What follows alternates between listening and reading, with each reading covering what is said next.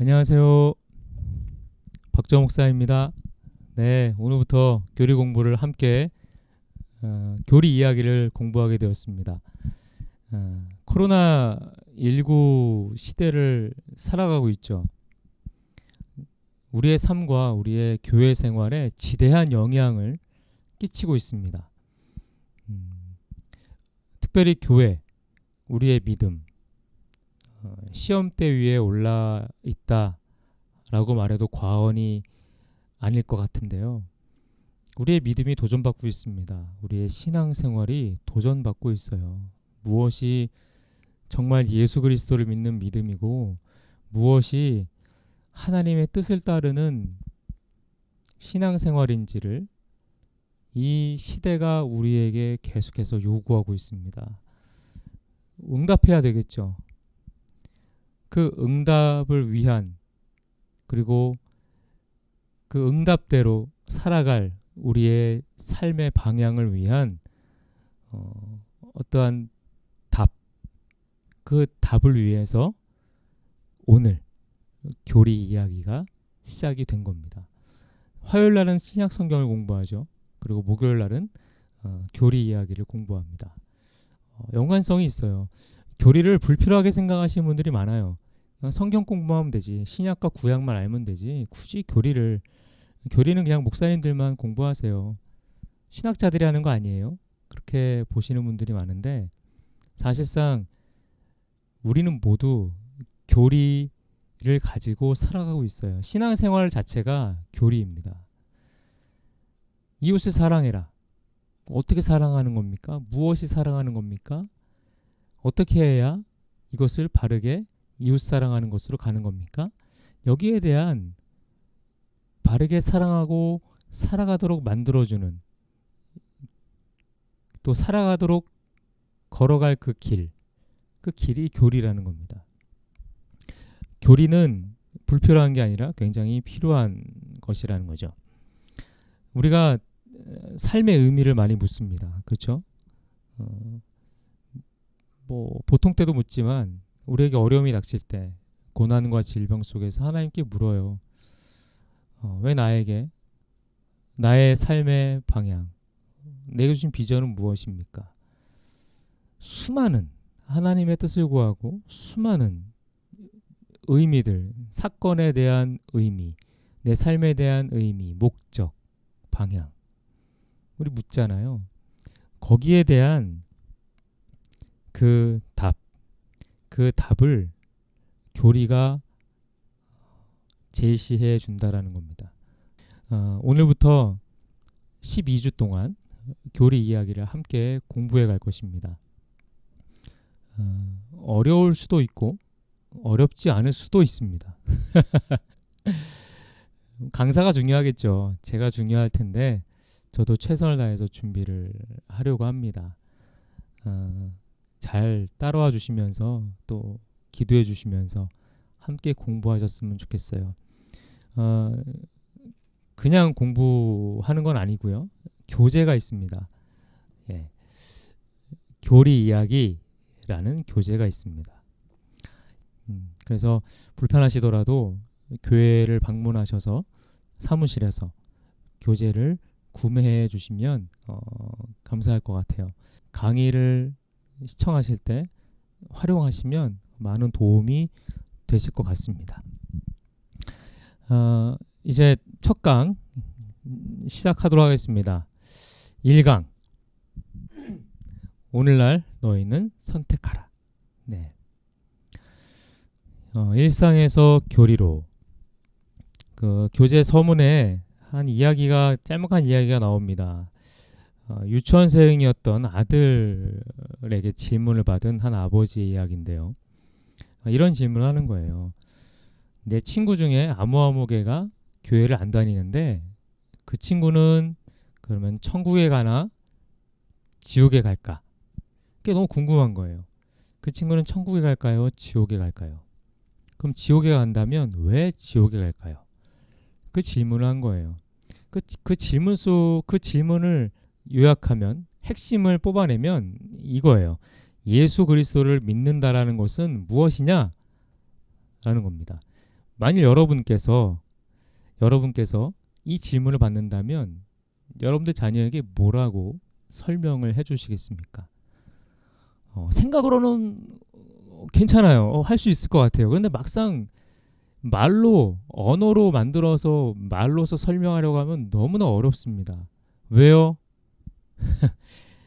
예수 그리스도를 믿는 자는 구원을 받는다. 이 말씀을 해석해야 되는 거예요. 설명해야 되기 때문에 그런 겁니다.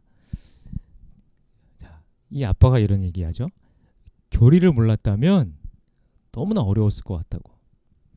자기가 배웠던 교리를 통해서 이 아이에게, 자녀에게 예수 그리스도를 믿는 것에 대한 설명, 해석을 해줄 수 있었다라는 겁니다. 교리는 복잡하죠. 예, 복잡합니다. 뭐 어려울 수도 있습니다. 근데 고차원적인 거거나 아니면 무슨 신학자들이 다룰 수 있는, 신학자들만 다뤄야 되는 그런 내용들은 아니에요. 교리는 우리가 믿는 신앙의 내용이에요. 교리는. 저는 교리를 이렇게 생각합니다.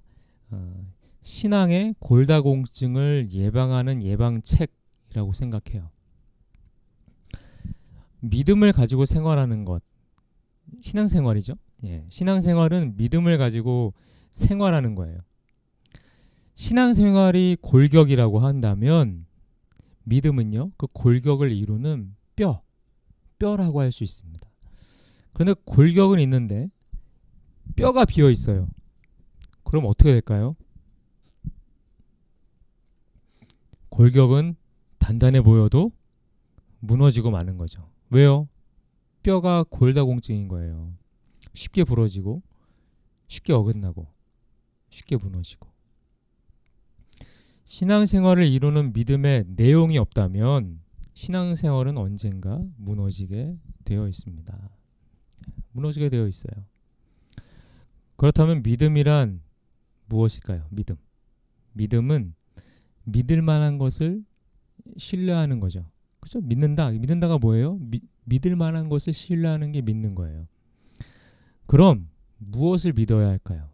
그럼 우리는 무엇을 믿어야 할까요? 믿을 만한 것을 믿어야 하죠. 그렇다면 믿을 만하다.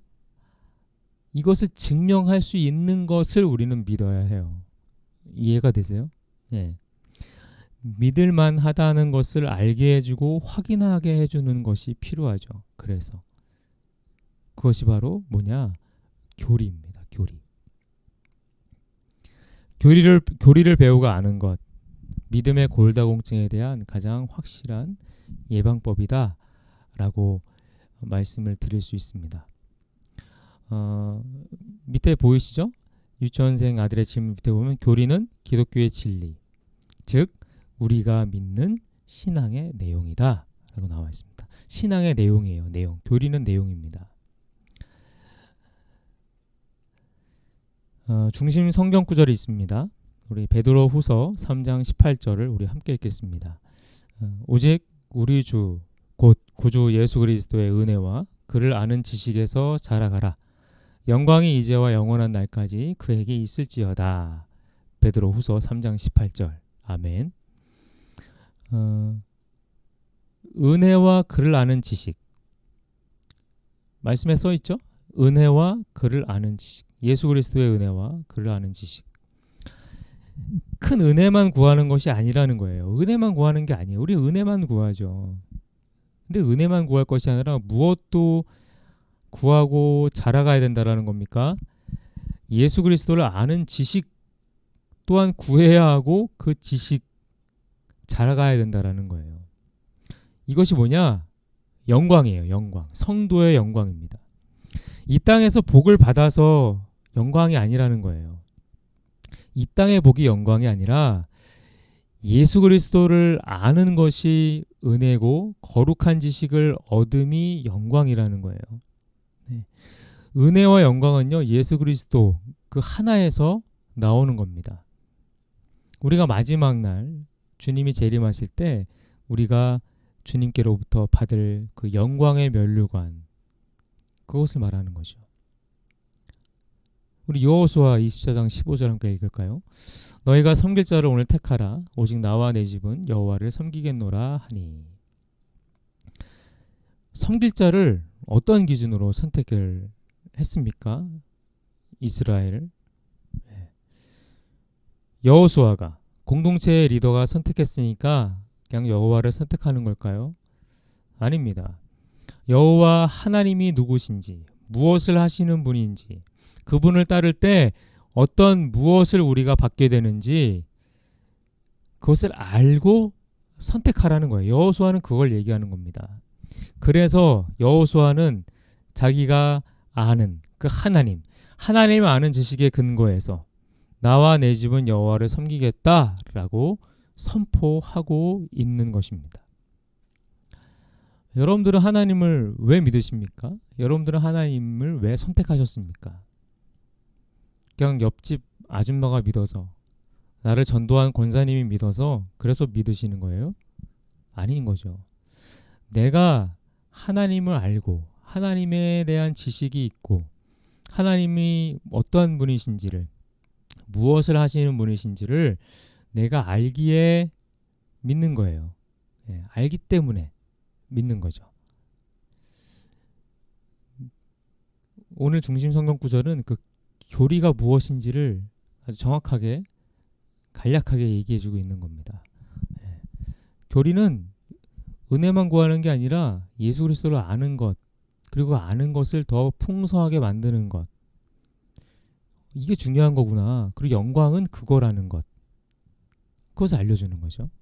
그리고 섬길 자를 택하는 것, 그냥 택하는 것이 아니라 아는 지식, 내가 알고, 내가 그분이 무엇을 행하셨는지를 알고, 그 아는 것을 통해서 그걸 기반으로 내 믿음이 더욱더 견고해지는 것, 그것이 교리라는 것을 우리에게 얘기해주고 있어요.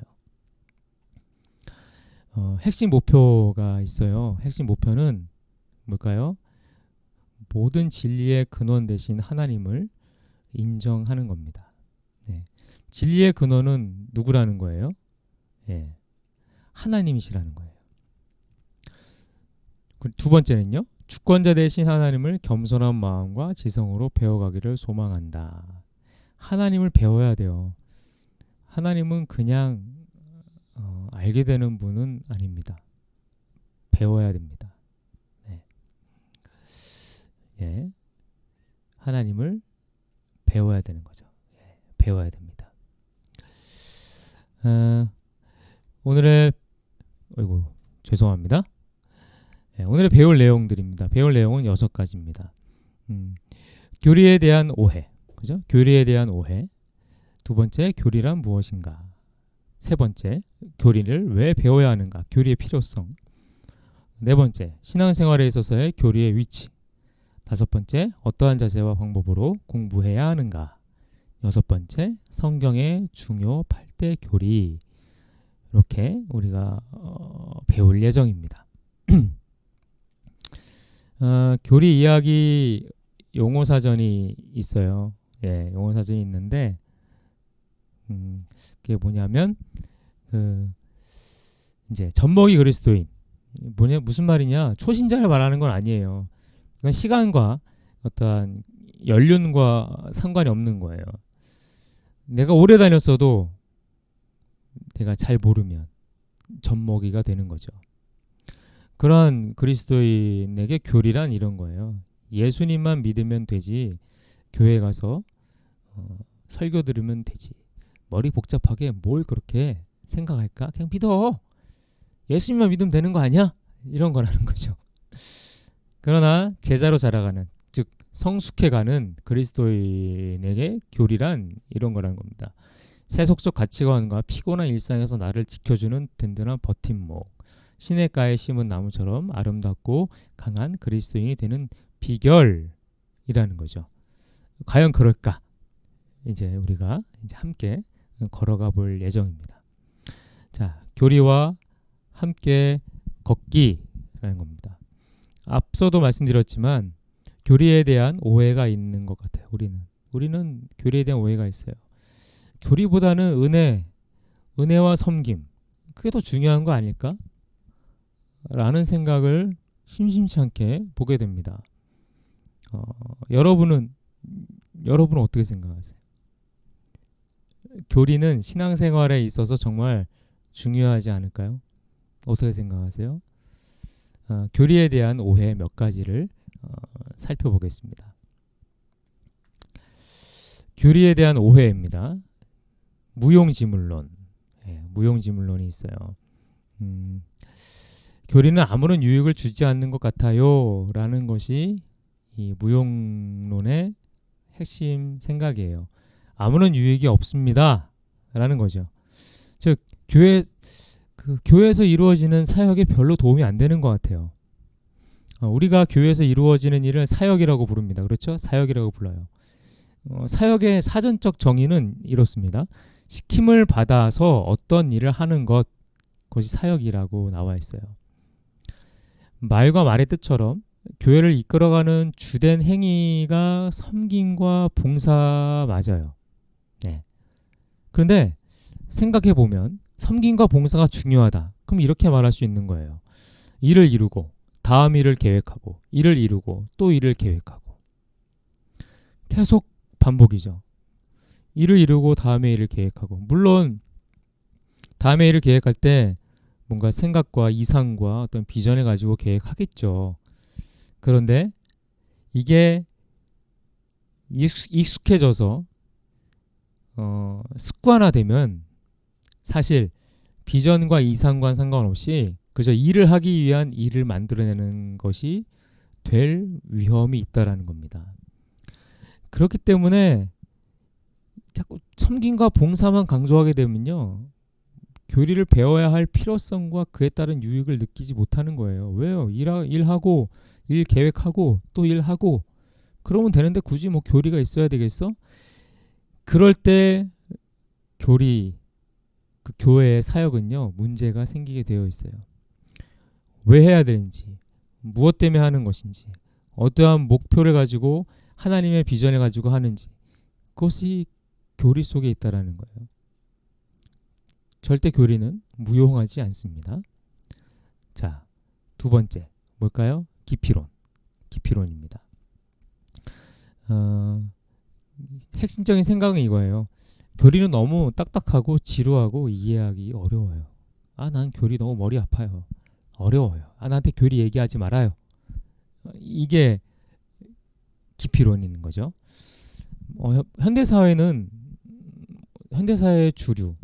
주류적 감정이 있어요. 감성이 있어요. 뭐냐면 감각적이고 즉흥적이며 감정지향적인 것을 선호합니다. 그렇죠? 광고를 보세요. 다 감각적입니다. 연예인들 보세요. 예능 보세요. 하나 가지고 질질 끄는 거 싫어해요. 잠깐 임팩트 있게 짧게 그리고 굵게 즉흥적이에요. 그리고 즉흥적인 거. 그렇죠? 애드리브라 그러는데 즉흥적인 거. 이 영향을 그리스도인들이 받을까요? 안 받을까요? 받아요. TV를 보잖아요. 그죠? 우리가 TV를 보고 예능을 시청합니다. 받게 되어 있습니다.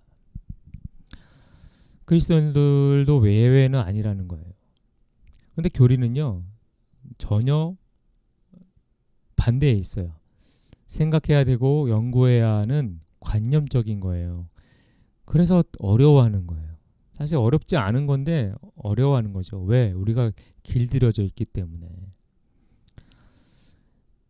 하지만 성경은요. 성서는 신앙을 가지고 살아가는 성도들에게 뭐라고 말씀하시냐면 깊이 생각하고 연구할 것을 요구하십니다. 우리에게 그것을 요구하세요. 깊이론, 깊이하면 안 된다는 겁니다. 세 번째, 뭐죠? 실종론입니다. 핵심적인 생각은 이거예요. 내 삶은 잘못됐어요. 내 삶은 엉터리예요. 이게 핵심적인 생각인데 성경의 말씀을 대하고 성서의 말씀을 대하고 설교를 대할 때 대부분 어떤 생각을 가지냐면 나는 모자라구나. 내 삶은 문제가 있구나. 잘못한 게 참 많구나. 그런 생각을 하게 된다라는 거죠.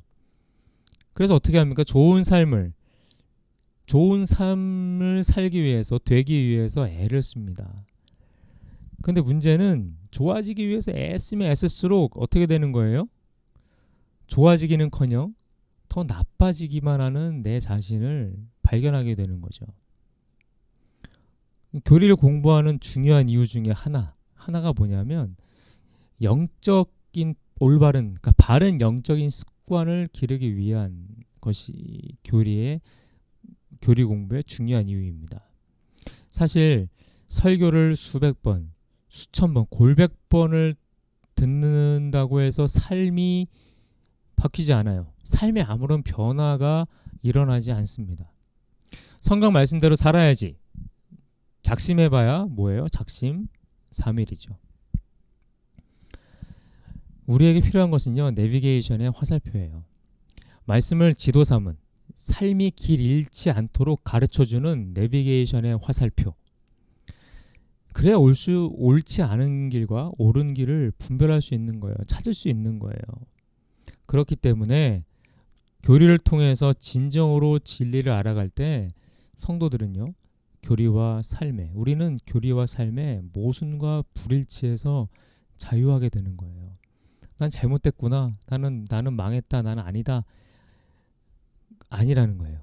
알게 되면 알게 될수록 더 자유해지는 거예요. 잘못됐지만 이 방향으로 내가 가야 되는구나. 잘못됐지만 저 화살표대로 가면 되겠구나. 소망이 생긴다라는 거죠. 네 번째, 뭐죠? 불균형론입니다. 이런 핵심 생각은 이거예요. 교리를 통해 너무 지적인 면만 강조하는 거 아닌가요? 이런 거죠. 너무 지적인 면만 강조해요. 영적이거나 은혜보다는 너무나 이성적이고 지적인 것만 강조하는 거 아닙니까? 사실 기독교는 체험의 종교입니다. 그죠? 체험의 종교예요. 그렇기 때문에 교리라는 어떤 추상적이며 때로는 삶의 현실과 상관없어 보이는 관념적인 것을 공부하는 것 자체가 말이 안 된다. 너무 이성적이게 만들고 지적으로 만드는 그런 면만 강조하는 거 아니냐라는 어떤 반론들이 있어요. 물론 심령이 냉랭해지고 열정이 식지 않을까 하는 염려를 하게 되는 건 당연합니다. 하지만 주관적인 신앙은요, 내가 받았던 그 하나님의 뜻, 내가 받았던 하나님의 말씀 있잖아요. 그 주관적인 신앙의 경험은 반드시 말씀으로 검증되고 확인되어야 한다라는 거예요. 검증하고 확인하는데 중요한 말씀, 그죠? 말씀으로 확인하는데 그 중요한 그 말씀을 해석하고 적용하는 것은요, 무엇을 통해서 하는 거예요? 교리를 기반하지 않고서는 어렵다라는 거예요. 교리 없이는요, 왜곡될 가능성이 너무 많아요. 왜곡된다라는 거예요. 네. 오히려 교리에 대한 배움과 이해는요, 영적인 유익, 영적인 면들을 결코 약화시키지 않습니다. 네. 자, 그렇다면 교리란 무엇인가? 교리란 무엇인가? 정의를 한번 읽어보겠습니다. 교리란 성경에 나타나 있는 여러 가르침들을 어떤 주제에 따라 요약하고 일목요연하게 체계적으로 정리하여 우리가 무엇을 믿어야 하는지를 분명히 알도록 가르치는 것이다. 등교하는 아이에게 아들아, 딸아, 오늘 차 조심해라. 학교 갈 때 차 조심해 라고 말하죠. 그럼 아이는요, 뭐라고 대답하죠? 네 하고 등교합니다. 그런데 만일 아이가 차 조심해 하는 엄마의 말에 왜요? 왜 조심해야 돼요? 라고 반문한다면 어떻게 해야 될까요? 꿀밤을 쥐어박아야 돼. 그것도 모르냐 임마? 그렇게 해야 될까요? 아니죠. 차 조심해라에 담긴 뜻을 가르쳐 주어야 되는 거예요.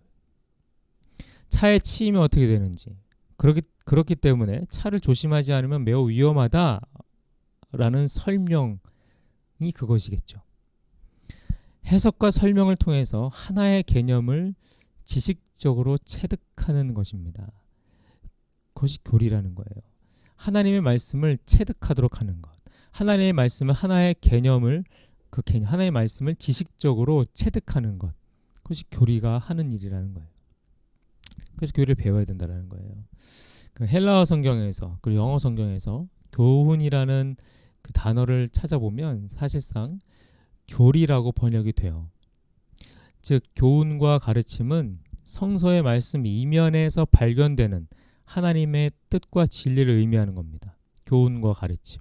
따라서 교훈이나 교리는 같은 말이라고 할 수 있다는 거죠. 교리는 성서에 근거한 개념이라는 겁니다.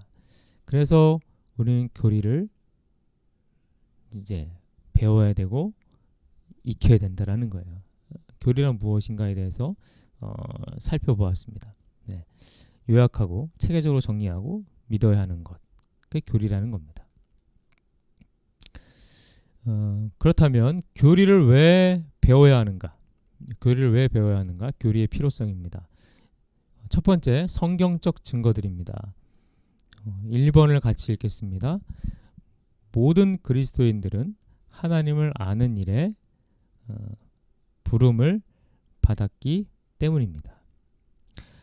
하나님을 알기 위해서 무엇을 먼저 알아야 됩니까? 성서를 먼저 알아야 되겠죠. 우리 베드로후서 아까 읽었기 때문에 제가 안 읽었는데요. 3장 18절 우리 다 한 번 더 읽어볼까요? 오직 우리 주 곧 구주 예수 그리스도의 은혜와 그를 아는 지식에서 자라가라. 영광이 이제와 영원한 날까지 그에게 있을지어다. 즉 성서를 알아야 되는 거죠. 하나님을 알기 위해서는 성서를 알아야 돼요. 즉 이 말은 성서를 모르면서 하나님을 안다고 하는 것 자체가 모순이라는 말입니다.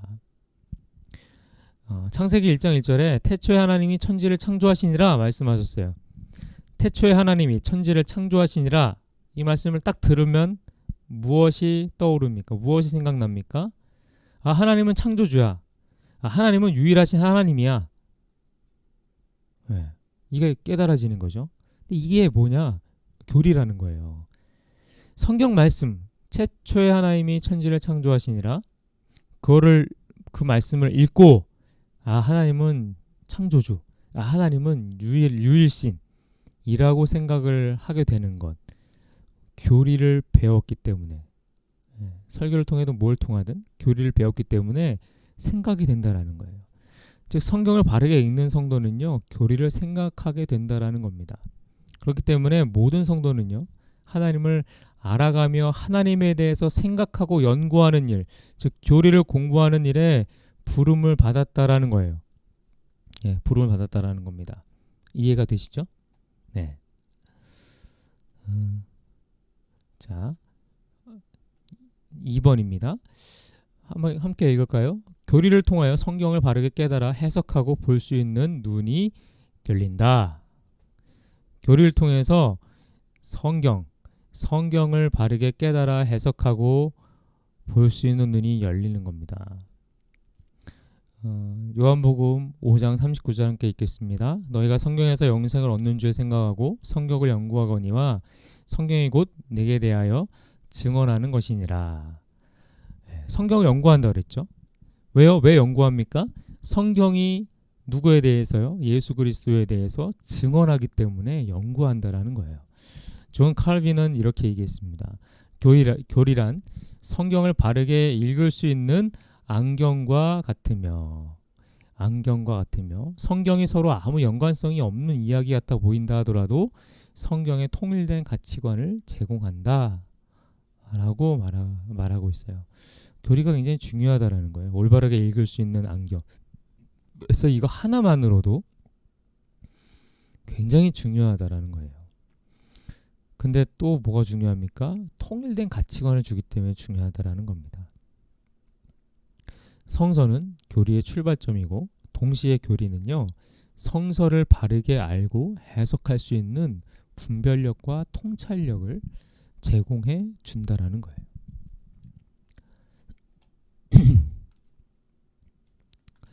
자, 3번.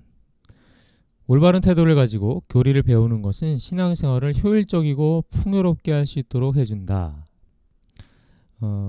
농업, 그죠? 농사를 짓는 법, 고기를 잡는 법.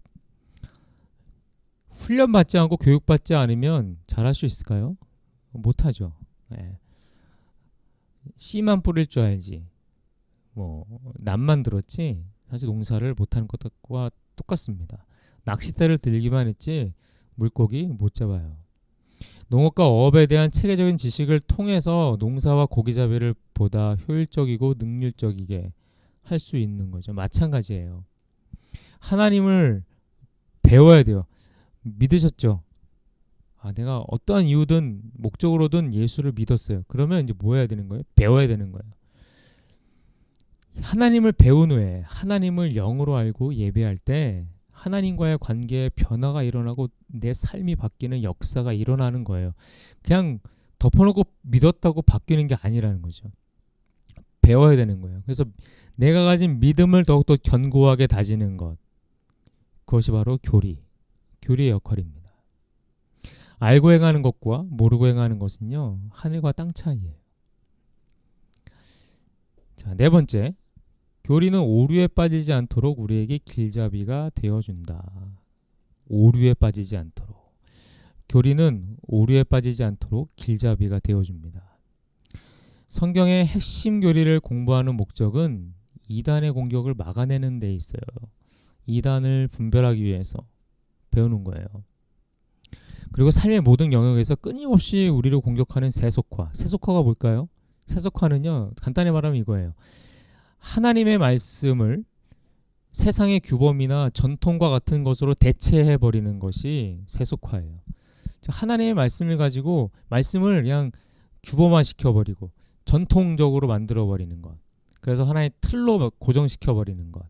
그게 세속화입니다. 여기에 대응하기 위해서 우리가 교리를 배우는 거예요. 자주 하시는 질문이 있어요. 왜 사람들이 저렇게 황당무계한 이단에 빠져드는 걸까? 라는 질문을 자주 듣고 자주 하기도 합니다. 왜 그럴까요? 이단도요, 나름 주장하는 믿음이 있고 교리가 있어요. 덮어놓고 믿으라 그랬으면 믿을 사람 없겠죠. 그럼 황당무계하고 말도 안 되는 걸 누가 믿어요? 근데 이단은요, 믿으라고 하기 전에 뭐부터 하냐면 교리부터 가르칩니다. 철저하게. 1단계, 2단계, 3단계 막 단계별로 해서 교리를 심화시켜가지고 교육을 시켜요. 제대로 교육을 받게 되면요, 이 교리가요, 신기하게 사람을 이렇게 체득화시켜버려요. 그러면 빠져나올 수가 없어요. 그게 맞도록 만들어가요. 그래서 이단에 빠진 사람들이 철저하게 그 이단을 이게 순종하고 복종하는 유일한 이유는요, 그 교리 공부 때문에 그런 거예요. 그래서 우리가 따로 공부하지 말라는 거예요. 그들이 성경 공부를 한다고 부르지만 사실 뭘 공부하냐면 교리를 공부하는 거예요. 그들의 교리를. 그 논리 한번 빠져들게 되면 절대로 헤어나올 수가 없는 거죠. 이단만큼 교리를 가르치고 또 가르치고 철저히 가르치는 단체가 없어요. 근데 기독교는 어때요? 교리를 그렇게 강조해서 가르치지 않아요. 참과 거짓에 대한 분별력을 잃을 정도까지 가르치니까 빠질 수밖에 없는 거예요. 교리, 기독교의 교리는요, 오류에 빠지지 않도록 우리 길잡이가 되어져요. 교리 공부해야 되겠죠? 네, 해야 됩니다. 네. 자, 5번째.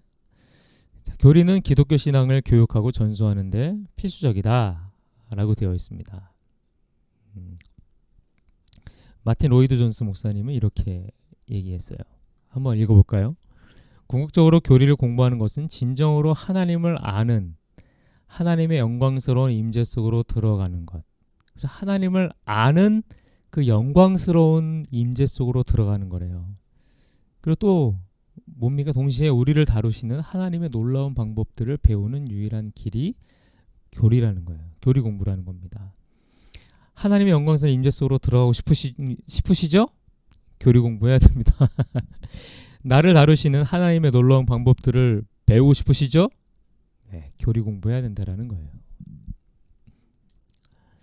자, 결론입니다. 우리 결론을 함께 읽겠습니다. 교리를 공부하는 궁극적인 목적은 성경을 우리에게 주신 목적과 하나님을 더 깊이 알아가고 영광을 돌리는 데 있다. 뭐라고요? 궁극적인 목적은 성경을 우리에게 주신 목적과 그래서 하나, 첫 번째는 목적과 성경을 주신 목적, 그리고 하나님을 알고 영광을 돌리는 데 있다.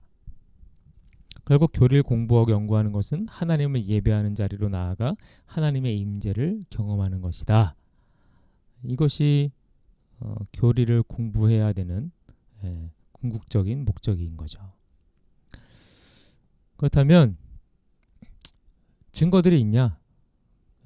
그죠? 교회사적인 증거들, 역사적인 증거들이 있어요.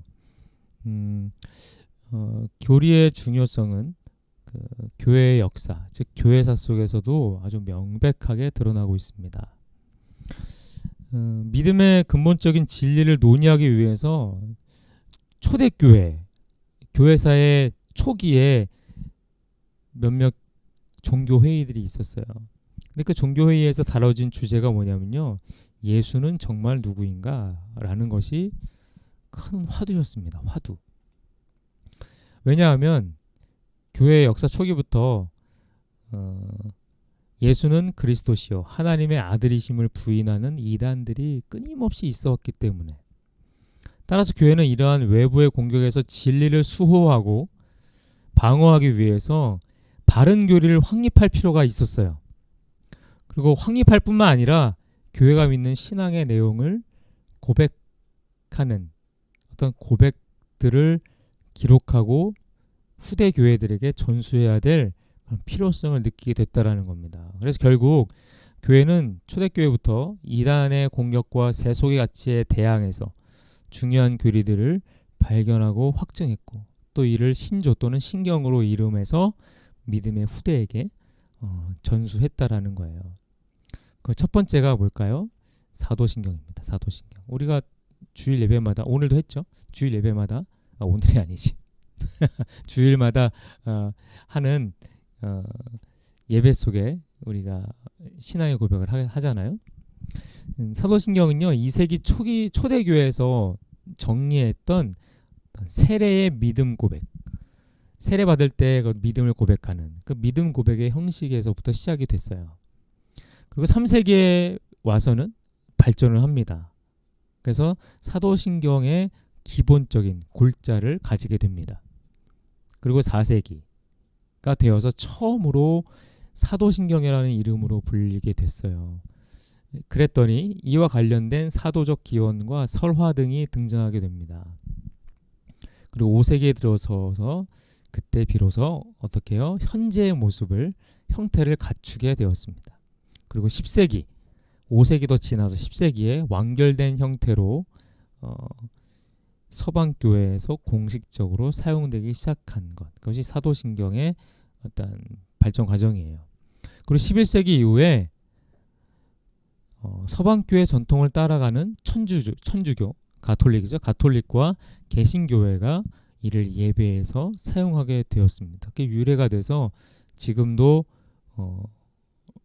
기독교, 우리 개신교 예배 때에도 이 사도신경을 고백을 하죠. 자, 그리고 뭡니까? 니케아 신경입니다. 니케아 신경. 자, 니케아 신경은 뭐냐? 그냥 이런 게 있구나, 알아만 두세요. 예, 알아만 두세요. 그 300년대에 주 300년대에 그 알렉산드리아 출신의, 이집트에 있는 알렉산드리아 출신으로서 아리우스라는 어떤 사람이 이런 어떤 주장을 피게 됩니다. 어떤 주장이냐면 예수는 창조된 피조물이다. 우와, 말도 안 되는 거죠. 예수는 창조됐대요. 우리와 똑같이, 사람하고 똑같이 창조된 피조물이라는 거예요. 그래서 성부와 동등한, 우리는 동등한 삼위일체, 위격으로 보잖아요. 하나의 위격으로 보고 있는데, 이 아리우스라는 사람은요, 성자를 성부의 종속, 그죠? 주인과 종의 관계, 종속이에요. 종속된 존재로서 예수 그리스도를 이해했습니다. 네, 이단이죠. 예, 이단이에요. 근데 그때 당시 이제 논란이 많았던 거죠.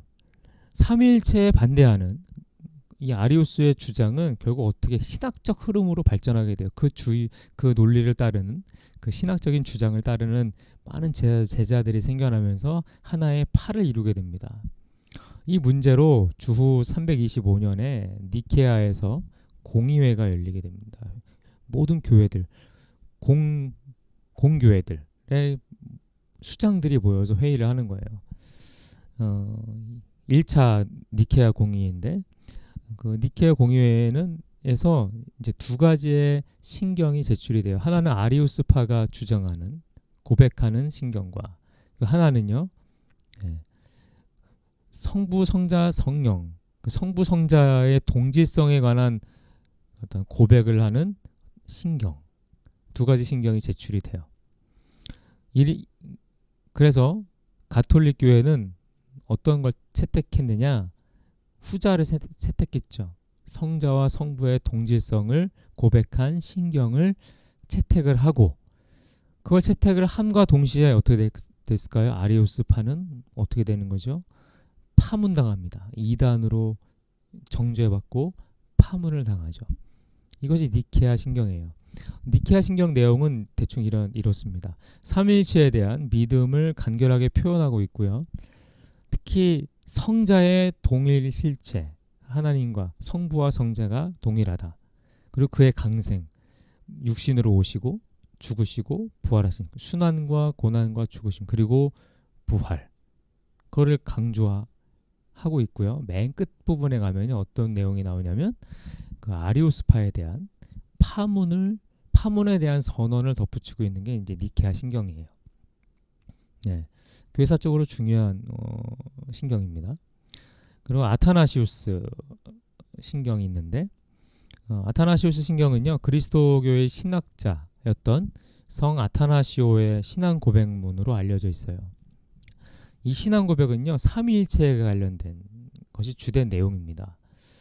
명확한 신앙 고백, 삼위일체 교리에 대한 명확한 신앙 고백으로 유명한데 그리스도교 급파 중에서는요, 천주교와 성공회에서 채택해서 고백하고 있습니다. 자, 그리고 종교개혁 이후에 개혁교회 신경들이 또 있어요. 하이델베르크 신앙고백과 웨스트민스터 신앙고백이 있습니다.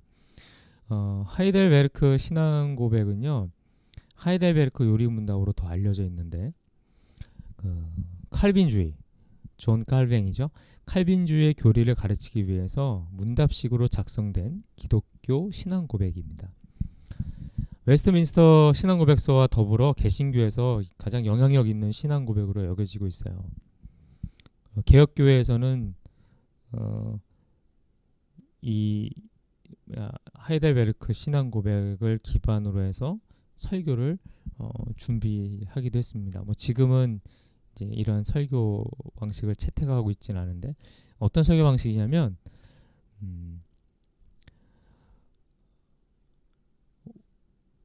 오전에는 정통적인 예배, 오후에는 요리문답에 기반한 예배, 그렇게 두 번을 드렸어요.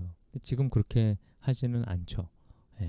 하지만 성서 공부를 위한 중요한 문서로 사용되고 있습니다.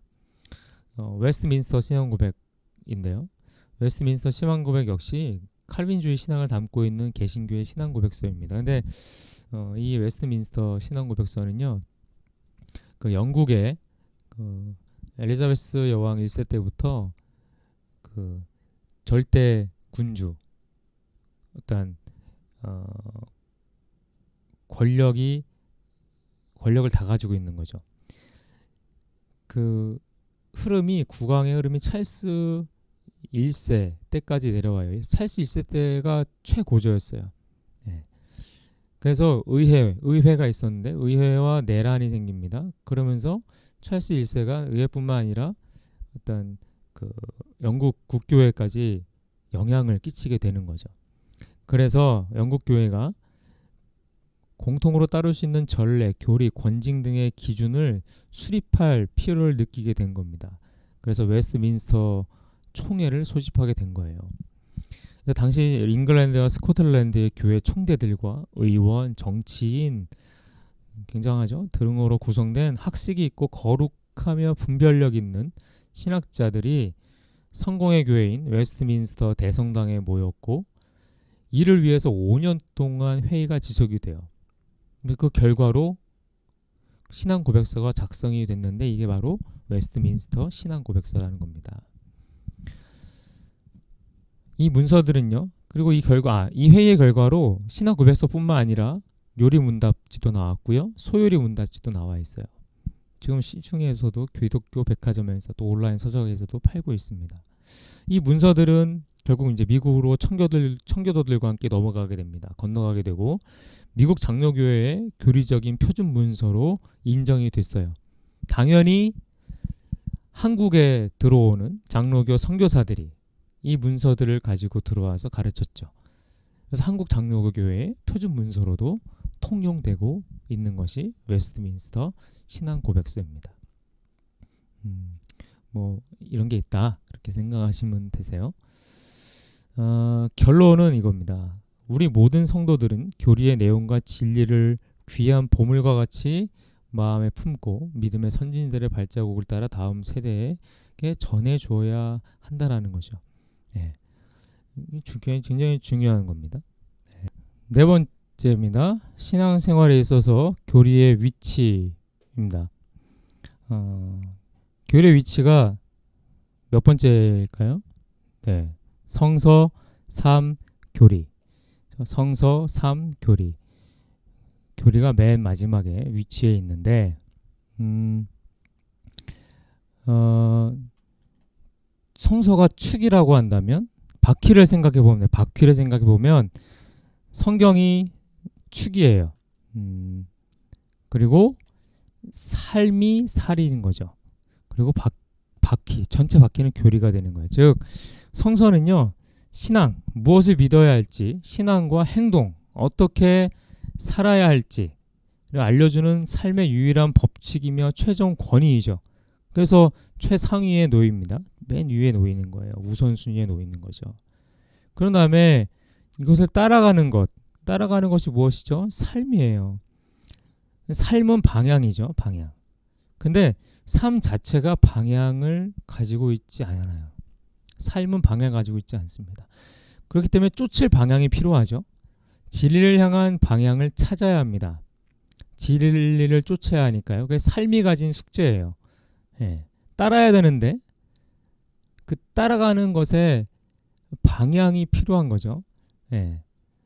보인다고 다 따라갈 수 있는 거 아니거든요. 방향이 있어야 돼요. 그 따라가는 것에 방향이 있어야 되는 거예요. 자, 그래서 교리는 성서를 기반으로 성서를 해석하고 뜻을 밝히며 적용하는 어떤 적용점이 되는 거예요. 방향이 생기는 거죠. 동시에 성서의 진리를 쫓는 삶이 걸어가야 할 구체적인 길의 안내가 될 수 있는 겁니다. 그렇기에 성서, 삶, 교리는요. 서로를 떼어서는 생각할 수 없는 상호 불가분의 관계이면서 동시에 교리는 성경과 삶의 내용을 하나로 묶어 이루어내는 포괄적 신앙의 삶의 초석이라고 할 수 있다라는 거예요. 네. 자, 보시면 바퀴가 있죠. 자, 성경은 축이 됩니다. 축입니다. 그리고 삶은요 살이 되는 거예요. 살로 이루어지고 그리고 교리는 바퀴. 그래서 교리가 와서 바퀴가 되는 거죠. 네. 이게 이제 어떤 교리의 위치라는 거예요. 결국은 교리는 마지막에 위치하고 있지만 성경과 삶의 내용들을 포괄적으로 묶어서 이끌어가는, 굴러가게 하는 하나의 기반이다라고 말할 수 있다라는 겁니다. 그렇다면 어떠한 자세와 방법으로 공부를 해야 할까요? 우리는 첫 번째, 목표를 분명히 하라. 목표. 이 빨간 글씨는요, 교재에 보면 빈 칸이 나와요. 거기에 대한 답입니다. 나중에 답 가르쳐 달라고 말씀하시면 답지는 없어요. 하실 때 보시고 적으시면 되십니다. 교리를 공부하는 것은 교리를 통해 하나님께 더 가까이 가기를 간절히 바라는 열망과 그로 인해 하나님의 주권자 되심을 인정하고 경배와 찬양과 영광을 돌리는 데 있다는 것을 명심하라. 교리를 공부하는 것은요, 교리를 알려고 공부하는 것이 아니에요. 교리를 공부하는 것은 어떻게 해요? 하나님께 더 가까이 가기를 간절히 바라는 열망, 그 열망을 통해서 하나님을 내 인생의 주권자로 인정하는 거죠. 그리고 어떻게 됩니까? 그 인정한 것을 통해서 예배하는 겁니다. 하나님을 예배하는 겁니다. 분명하죠? 분명해요. 교리는요, 결국 하나님을 예배하기 위한 도구라는 겁니다. 목표를 분명히 하라. 자, 나 성령님께서 눈과 귀와 마음을 열어주시도록 기도하라. 내 눈을 열어서 주의 율법에서 놀라운 것을 보게 하소서. 시편 119편입니다. 기도해야 돼요. 기도. 교리를 배운다고 하나님에 대해서 아는 건 아닙니다. 하지만 교리를 배우고 하나님의 말씀을 해석하는 어떠한 도구들을 내가 가지고 그것을 가지고 기도할 때 하나님은 우리의 눈과 귀와 마음을 열어주신다라는 거예요. 그냥은 못 열어주세요. 하나님 못 열어주세요. 공부 하나도 안 했는데 어떻게 답을 알게 해주시냐는 거죠. 예. 그렇게 답을 알면요, 그건 하나님과 내가 짜고 치는 고스톱 되는 거예요. 사기가 되는 거예요. 내가 공부를 해야 그걸 기반으로 하나님은 뜻을 보여주시고 알 수 있도록 인도하신다라는 겁니다. 네. 반드시 기도가 필요합니다. 자, 다 겸손한 자세와 지성을 사용하여 신경과 신앙고백 교리 문답서를 연구하라. 베드로전서 5장 5절 읽을까요? 젊은 자들아 이와 같이 장로들에게 순종하고 다 서로 겸손으로 허리를 동이라. 하나님은 교만한 자를 대적하시되 겸손한 자들에게는 은혜를 주시느니라. 겸손한 자세와 지성, 네. 영적인 것과 은혜도 중요하지만 뭐도 중요합니까? 지성도 중요합니다. 물론 겸손한 자세 반드시 중요합니다. 자, 교리를 반드시 삶에 적용하라. 시편 119편 33절부터 35절 같이 읽을까요? 여호와여 주의 율례들의 도를 내게 가르치소서. 내가 끝까지 지키리이다. 나로 하여금 깨닫게 하여 주소서. 내가 주의 법을 준행하며 전심으로 지키리이다. 나로 하여금 주의 계명들의 길로 행하게 하소서. 내가 이를 즐거워함이니이다. 자, 차를 왜 조심해요? 이래하니까 조심해야 된다. 조심해라. 설명해 줬습니다. 적용까지 시켜줄 내용들이 있어요. 그러면 그걸 가지고 어떻게 합니까? 차를 조심하게 되는 거죠. 교리는 그거예요. 삶에 적용하는 겁니다. 무엇을요? 말씀을 적용할 수 있도록 도와주는 어떤 브릿지, 다리 같은 역할이에요. 교리를 반드시 삶에 적용하라는 것은요, 말씀을 삶에 적용하라는 말하고 똑같은 말이라고 보시면 되세요. 자, 결론입니다. 함께 읽겠습니다. 성령님께서 깨닫게 해주시는 지혜와 통찰력을 통해서 자신의 삶이 변하지 않는다면 교리 연구는 아무 소용이 없어요. 더 나아가 삶 가운데 하나님의 임재를 경험하며 삶의 현장에서 예수 그리스도만이 드러나고 높임을 받으셔야 한다. 교리를 삶에 적용하고자 성령님의 전적인 도우심 아래에서 훈련을 계속한다면 신앙의 고백이 삶으로 체화되어 마침내 예수님 닮아가는 온전한 제자가 될 것이다. 네. 삶에 적용하고 도우심 아래 훈련을 계속한다면 신앙의 고백이 삶으로 체화, 삶 자체가 신앙이 되는 거예요. 그것이 고백이 되는 거죠. 마치 예수님을 닮아가는 온전한 제자가 되어간다라는 거예요. 지혜와 통찰력을 통해서 내 삶이 변화된다라는 겁니다. 네. 신학 상식이 있어요. 신학적 전통이 있는데 보통 네 가지로 우리 교파가 그런 나눠지고 있는데, 첫 번째는 자유주의. 예, 뭐 무조건 나쁘다고만 생각하는 경향이 있는데 그 자유주의는요, 그 19세기에 유행했던 그 합리주의적이고 개인주의적인 어떤 자유주의 사상에 기초한 어떤 신학 사조예요.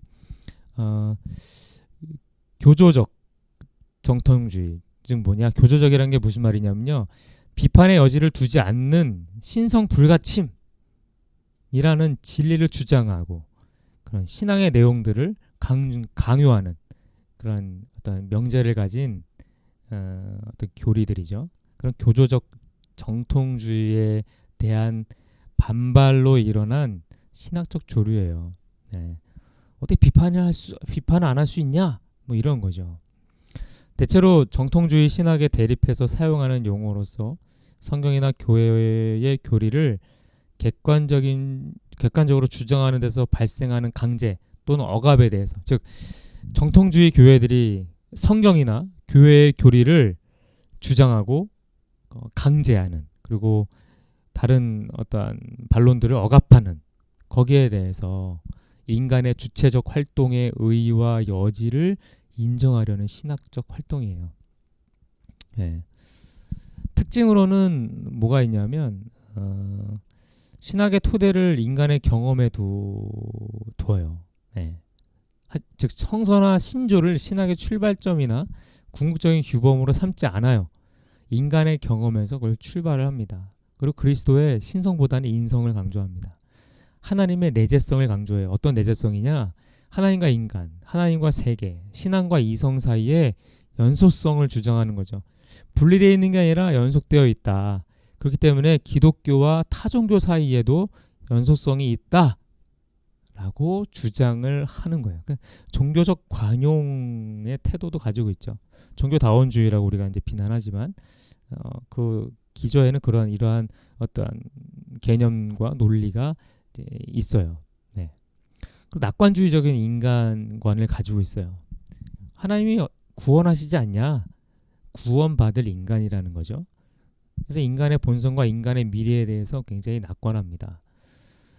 기독교 윤리적 사회적 책임을 강조합니다. 굉장히 자유주의 신학에 있어서 가장 장점 중에 하나예요. 기독교의 윤리적 사회적 책임을 강조하는 거죠. 네.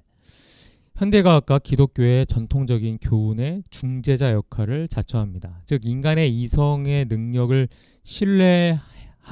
신뢰합니다. 그래서 과학의 업적뿐만 아니라 진리에 대한 접근 수단으로 과학적 탐구 방법을 수용해요. 예, 자유주의 신학이 그렇습니다. 자, 두 번째, 보수주의, 복음주의. 둘 다 비슷한 말이긴 한데요. 보수주의란 뭐냐? 그리스도교의 본질적인 신앙과 교리를 옹호하며 지키는 신학. 예, 본질적인 신앙과 교리를 옹호하고 지키는 신학. 이게 보수주의예요.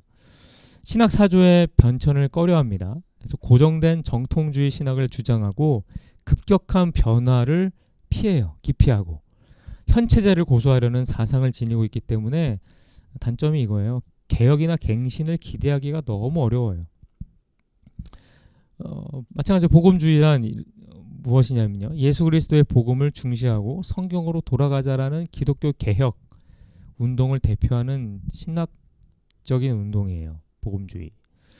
그래서 16세기 종교개혁 시기에 가톨릭 교회의 교황주의와 성례주의에 대항해서 기독교의 근본 교리를 믿는 프로테스탄트 교회, 개신교에서 처음으로 사용된 것이 복음주의입니다. 네. 자, 세 번째, 개혁주의, 칼빈주의예요. 자, 개혁주의는 하나님의 말씀으로서의 성경의 권위를 회복하려는 신학 체계를 가리키는 겁니다. 하나님 말씀으로서의 성경의 권위, 그걸 회복하자. 네, 이게 핵심적인 거예요. 그래서 장로교회와 개혁교회에서 따르는 신학 노선이에요. 우리가 따르는 신학 노선이고, 웨스트민스터 신앙고백 및 대소요리로 불리는 그런 신조를 가지고 있어요. 네. 칼빈주의, 하나님의 절대 주권을 강조하는 개혁주의 신학의 사조예요. 그러니까 동일한 선상에 있는 거예요. 종교개혁자 존 칼빈이 집대성한 신학 사상을 말합니다. 5가지의 핵심 사상이 있는데 그냥 들으세요. 뭐가 있냐면 오직 성경, 진리 유무를 분별하는 유일무이한 권위는 어디에 있다는 거예요? 성경에 있다, 성서이다.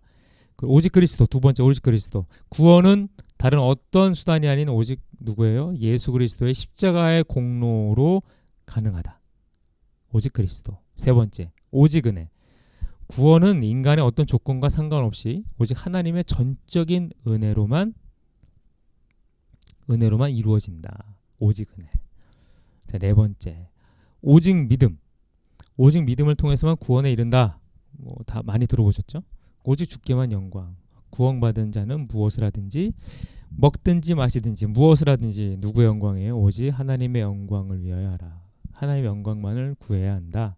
예, 이것이 핵심적인 5가지 핵심 사상이에요.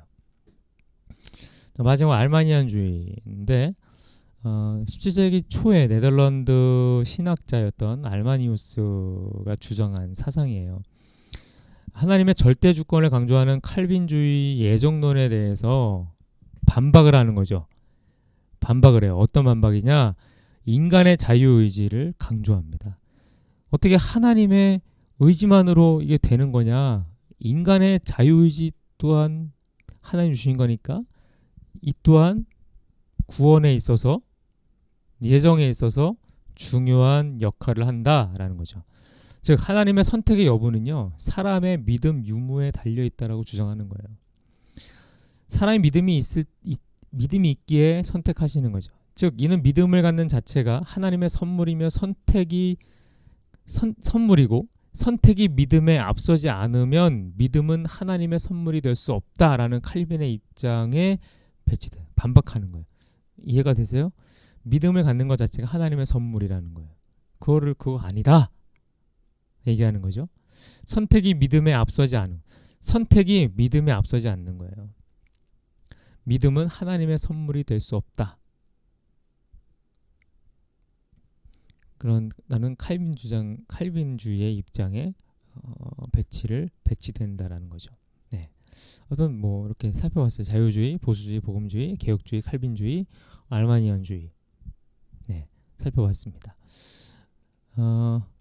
자, 마지막으로 성경의 중요 8대 교리가 있어요. 성서론과 그리고 신론, 인간론, 기독론, 구원론, 성령론, 교회론, 종말론. 성서론은 성서의 중요한 특징인 성서의 계시성과 영감성, 믿음과 행동의 최종 권위, 성서의 필요성, 충분성, 명백성, 그리고 성서의 정경화 과정을 다루고 있습니다. 즉 성서의 어떠한 역사적이고 그리고 성서의 특징들을 포괄적으로 다루고 있다라고 생각하시면 돼요. 성서론이 그런 거고. 자, 신론이란 하나님의 살아계심과 하나님의 일하심, 또 다른 표현으로 하나님의 본질과 하나님의 사역에 대해서 다루어요. 즉 2가지를 다루는 거예요. 하나님의 본질, 하나님의 사역 다루는 겁니다. 하나님의 본질은 뭘까요? 이름, 속성, 존재 방식, 삼위일체 등의 내용을 담고 있어요. 그럼 하나님의 사역은 뭘까요? 창조의 계획과 관련해서 하나님의 작정과 예정, 이에 따른 창조와 섭리를 다루고 있는 것이 신론입니다. 하나님의 본질과 하나님의 사역. 예. 자, 인간론은요,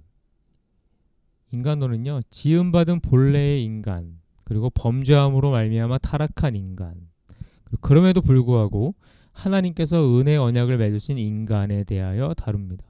인간론은 딱 그렇게 세 가지예요. 원래 지음받았던 창조 때에 하나님의 형상을 닮은 인간, 그리고 범죄하여 타락한 인간, 하나님의 형상을 잃어버린 상실한 인간, 그럼에도 불구하고 하나님께서 은혜의 언약, 내가 너를 구원하겠다 라고 하시는 은혜의 언약을 맺으신 인간에 대해서 다루고 있습니다. 자, 기독론은 그리스도 존재와 사역에 대하여 다뤄요. 그리스도 존재, 품성과 사역, 그게 기독론이에요. 그리고 성령론은 성령의 존재, 본질과 사역에 대하여 다룹니다.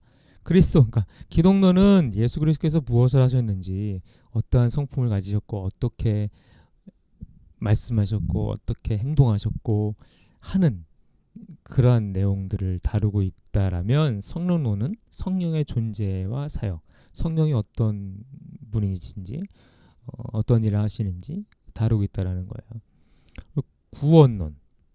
구원론은 구원의 순서죠. 예정, 소명, 칭의, 성화, 영화. 이 구원의 순서와 구원의 확신에 대하여 다룹니다.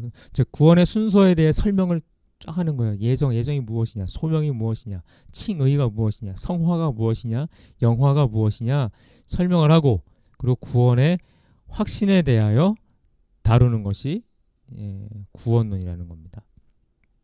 구원론입니다. 교회론, 교회의 본질과 은혜의 방편에 대하여 다뤄요. 교회론은 딱 그거만 다룰까. 교회의 본질이 뭐냐? 중요한 거 뭐예요? 교회는 건물이 아니고 뭐예요? 사람이라는 거예요. 그리고 교회의 사명은 뭡니까? 제자도라는 겁니다. 제자화되는 거예요. 제자 되는 겁니다. 교회의 본질과 은혜의 방편에 대하여 다루는 것이 교회론입니다. 종말론은 세계와 인류의 종말을 전제로 해서 그들의 운명에 대한 문제를 다루는 이론을 말하는 거예요. 종말론.